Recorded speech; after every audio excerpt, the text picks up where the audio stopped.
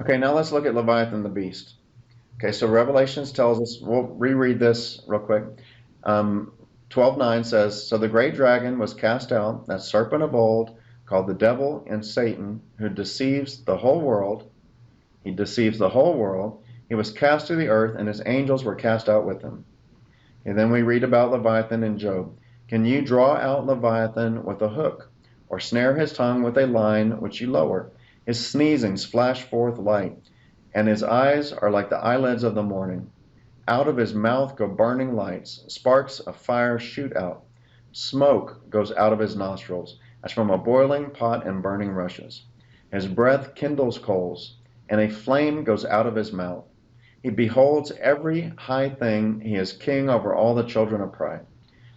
Okay, and then we saw in Isaiah, "In that day the Lord with his severe sword, great and strong, will punish Leviathan, the fleeing serpent, Leviathan, that twisted serpent, and he will slay the reptile that is in the sea." Okay, so here I think we can be pretty confident that Leviathan is evil, right? Okay, now let's look at who King David's praying to. In Psalm 18, "In my distress I called upon the Lord and cried out to my God. He heard my voice from his temple, and my cry came before him even to his ears.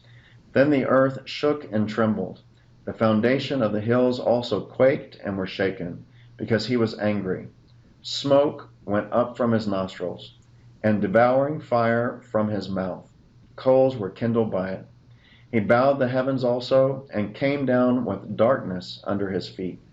And he rode upon a cherub and flew. He flew upon the wings of the wind. He made darkness his secret place. His canopy around him was dark waters and thick clouds of the skies. From the brightness before him, thick clouds passed with hailstones and coals of fire. The Lord thundered from heaven, and the Most High uttered his voice, hailstones and coals of fire. He sent out his arrows and scattered the foe, lightnings in abundance, and he vanquished them.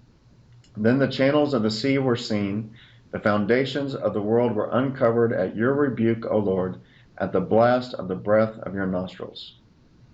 Okay, so we have a problem here. So King David is praying to Leviathan the beast. Okay, King David is calling Leviathan the beast Lord. He's calling him my God. He's calling him the Most High. Okay, let's look at this. So let's just compare the colors. Okay, Leviathan the beast, he flashes forth light. Out of his mouth go burning lights, sparks of fire shoot out. That's the same thing as over here in verse 14. He sent out his arrows and scattered the foe, lightnings in abundance. Okay, flashes of light, flashes, sparks of fire, that's lightning. Okay, now let's look at the blue. The beast Leviathan has smoke that goes out of his nostrils.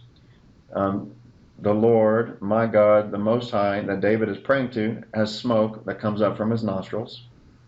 Okay, Leviathan the beast, his breath kindles coals.